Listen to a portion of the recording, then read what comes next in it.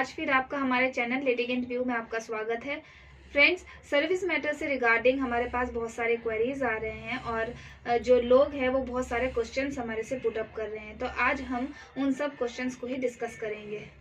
So first question है, sir service matter में किन किन इश्यूज को रखा जाता है?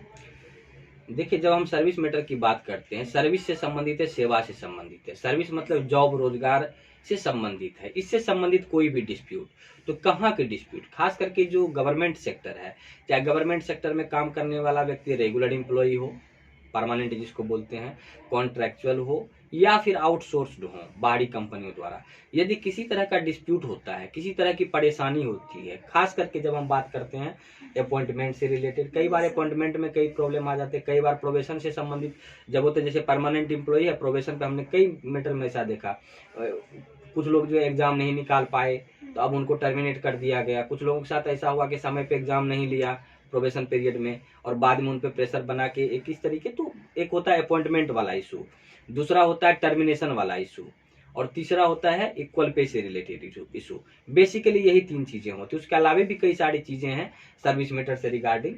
इस तरह के इशू जब उठाए जाते हैं तो ये सर्विस मैटर में आता है। खास करके हमारा ये कहना है कि गवर्नमेंट सेक्टर में जब आप काम करते हैं, चाहे किसी भी रूप में काम करते हैं, कॉन्ट्रेक्चुअल हो, परमानेंट हो, आउटसोर्स्ड हो, आपका टर्मिनेशन का इशू है, अपॉइंटमेंट का इशू है, इक्वल पे का इशू है, ये सारे के सारी चीजें जो आपके सर्विस मैटर में आएंगे। या किसी और तरह की भी प्रॉब्लम्स आपके साथ मेरी सर्विस से रिगार्डिंग की जा रही है, जैसे कि कोई भी आर्टिकल का वायलेशन हो रहा, फंडामेंटल राइट का वायलेशन हो रहा है और वो सर्विस से रिगार्डिंग है, चाहे ग्रुप ए हो, ग्रुप बी हो, ग्रुप सी हो, कोई भी ग्रुप हो, ग्रुप डी हो, तो उन सब के लिए डेली वेजेज वर्कर हो, वो सारी सारी चीजें कवर्ड होती है, सर्विस मैटर के अंतर्गत में आती है।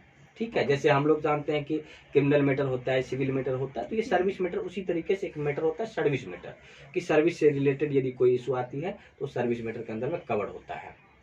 ओके, क्या सर सर्विस मैटर की फाइलिंग डिस्ट्रिक्ट कोर्ट में की जा सकती है? वेरी गुड क्वेश्चन है ये। जब भी हम बात करते हैं, फाइलिंग की बात करते हैं, जब हमें कॉन्टेस्ट करना होता है इस तरह के केसेज को, खास करके सर्विस मैटर से रिगार्डिंग, चाहे टर्मिनेशन हो, अपॉइंटमेंट हो, इक्वल पे हो, तो इसके लिए दो प्रोविजन होते हैं। या तो हम हाई कोर्ट में डालते हैं या फिर ट्राइब्यूनल में जाते हैं। कई बार हमें सुप्रीम कोर्ट जाने का भी डायरेक्ट राइट होता है ना।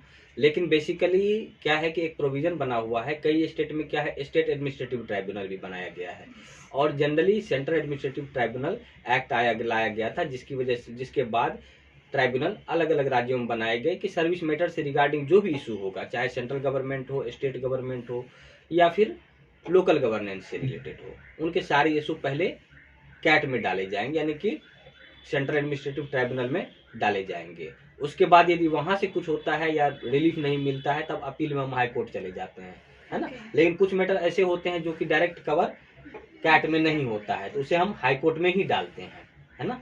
लेकिन डिस्ट्रिक्ट कोर्ट में हम नहीं डाल सकते इस तरह के मैटर। जी जी। थर्ड क्वेरी हमारे पास आई है कि क्या आउटसोर्स वालों के लिए भी कोई नियम है?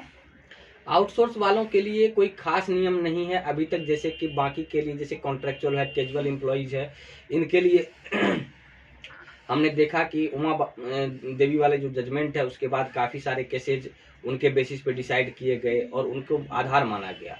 लेकिन अभी हाल फिलहाल के समय में आउटसोर्स वाले का काफ़ी चलन बढ़ गया है कि आउटसोर्स पे रख लिया। सरकार इसमें ये सोचती है कि यदि आउटसोर्स पे हम किसी को रख लेते हैं बाहरी कंपनियों के द्वारा, तो उनका कोई क्लेम नहीं बनेगा परमानेंट होने के लिए और किसी चीज़ों के लिए नहीं बन सकता है।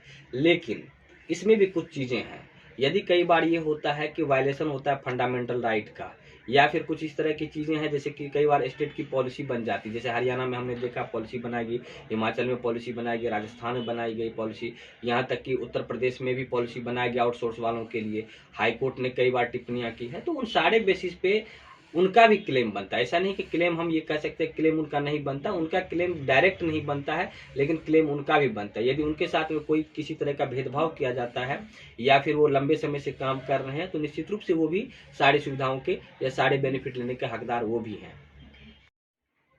एक और क्वेरी हमारे पास आई है कि क्या कॉन्ट्रैक्ट वाले समान काम के बदले समान वेतन पाने के हकदार होते हैं? बिल्कुल होते हैं, और खास करके जो कॉन्ट्रैक्ट वाले हैं उन्हीं के लिए समान काम के बदले समान वेतन की व्यवस्था रखी गई है, चाहे डेली वेजेस वर्कर हों, कैजुअल हों या किसी तरीके से कॉन्ट्रेक्चुअल हों, उनके लिए, क्योंकि जो लोग परमानेंट अपॉइंटमेंट होते हैं, रेगुलर वैकेंसी जो निकाली जाती है, उसमें वेतनमान खुद ब खुद पहले से तय किया जाता है, निर्धारित किया चला जाता है। बाकी जो कॉन्ट्रेक्चुअल होते हैं उनको कई बार क्या होता है, फिक्स रिन्यूमरेशन, फिक्स सैलरी पे रख लिया जाता है और उस सैलरी पे उसको लंबे समय तक काम करवाया जाता है। जबकि ये देखा गया है कि कोई आदमी यदि, खास करके जैसे मान लेते हैं कि सिमिलर पोस्ट पे 2 लोग काम कर रहे हैं, group C, group D, group B, कोई पोस्ट हो, 2 पोस्ट पे 2 लोग काम कर रहे हैं, एक कॉन्ट्रैक्ट वाला है, एक बिना कॉन्ट्रैक्ट वाला परमानेंट है। तो जो परमानेंट है यदि वो 1 लाख सैलरी उठा रहा है, तो कॉन्ट्रैक्ट वाला फिक्स सैलरी 20,000, 25,000, 30,000 ऐसे उठाता है और सुविधाएं भी उनको नहीं दी जाती है। तो वहीं पे प्रश्न उठता है कि क्या समान काम उनको मिलना चाहिए कि नहीं मिलना चाहिए। तो निश्चित रूप से वो समान वेतन पाने का हकदार होता है और सारी सुविधाओं को पाने का हकदार होता है। जगजीत सिंह वाला केस इसमें बहुत ही फेमस केस है, जिनमें कि इस बात को डिसाइड किया गया कि जो आदमी इक्वल फुटेज पे काम करने वाले लोग हैं, सिमिलर पोस्ट पे काम करने वाले लोग हैं, उन्हें सिमिलर सुविधाएं दी जाए, सिमिलर फैसिलिटी दी जाए, उन्हें इक्वल पे का राइट दिया जाए। ये नहीं कि उनका शोषण किया जाए, क्योंकि काम बराबर है और जो ऑब्लिगेशन है वर्क का, नेचर ऑफ वर्क है, वो सिमिलर है। तो निश्चित रूप से वो व्यक्ति चाहे कॉन्ट्रैक्ट पे हो या कि वो परमानेंट पे हो, सबको इक्वल पे मिलना चाहिए। और ये जो है आर्टिकल 14 जो होता है वो इक्वलिटी का जो प्रिंसिपल है उस पे ये डिपेंड करता है, उसी के बेसिस पे ये चीजें दी जाती है। तो निश्चित रूप से यदि वायलेशन होता है कहीं पे जहाँ पे असमान वेतन दिया जा रहे हो कहीं पे भी, तो वो समान वेतन के लिए क्लेम उनका निश्चित रूप से बनता है। ये बहुत ही जरूरी प्रश्न है और ये सबको समझना चाहिए कि इक्वल पे का राइट उनका बनता है और इक्वल पे के लिए वो क्लेम कभी भी कर सकते हैं। जी ठीक है, आई होप अब आप सबके सारे डाउट क्लियर हो गए होंगे। लेकिन फिर भी अगर आपको कोई डाउट है तो आप कमेंट बॉक्स में कमेंट करके हमारे से क्वेश्चन कर सकते हैं। हम ऐसे ही वीडियो बना के आपके सारे डाउट क्लियर करने की कोशिश करेंगे। Thank you sir.